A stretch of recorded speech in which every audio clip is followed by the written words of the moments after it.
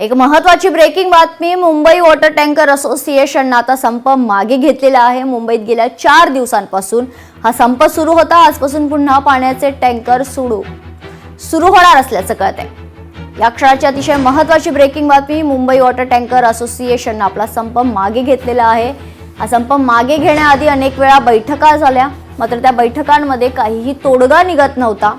Water tanker असोसिएशनच्या ज्या मागण्या होत्या त्या पूर्ण होत नव्हत्या आणि त्याच्यामुळे हा संप सुरूच होता। मात्र आता हा संप मागे घेण्यात आल्याचं कळते। त्याच्यामुळे मुंबईकरांना जो त्रास होत होता तो त्रास कुठेतरी संपणार आहे आणि आजपासून पुन्हा पाण्याचे टँकर सुरू होणार आहेत।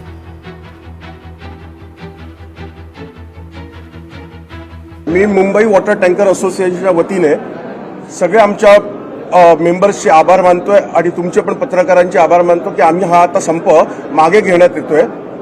विनंती केल्याप्रमाणे मुर्जी काकांच्या विनंतीप्रमाणे मी मान्य करतोय की आम्ही हा संप मागे घेतोय आणि गेल्या 4 दिवसापासून सगळे कमिटी मेंबर जे अथक प्रयत्न करतात, हरबंश सिंगमुळे आम्ही आशिष शेलार साहेबांकडनं खूप मदत घेतली। मुर्जी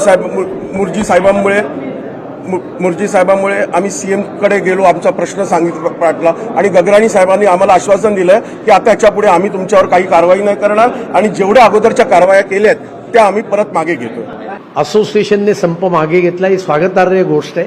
त्यांच्या ज्या काही मागण्या होत्या, समस्या होत्या, त्या खरं तर त्याच दिवशी माननीय मुख्यमंत्र्यांनी त्याच्यावर तोडगा काढून आणि जे महानगरपालिकेने सर्क्युलर काढलं होतं ज्याच्याविषयी त्यांना खूप काही कंप्लेंट्स होत्या, त्या या सर्क्युलरला त्याच दिवशी स्थगिती देण्याचे आदेश माननीय मुख्यमंत्र्यांनी दिले होते।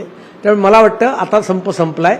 येणाऱ्या काळामध्ये राखीव पाण्याचा साठा सुद्धा मुंबईकरांना देण्याकरता राज्य सरकारने परवाच परवानगी दिली आहे आणि त्यामुळे आता पाऊस येईपर्यंत मुंबईकरांना पाण्याची कुठलाही समस्या उद्भवणार नाही। लोकशाही मराठी ऐका, पहा, जागरूक रहा।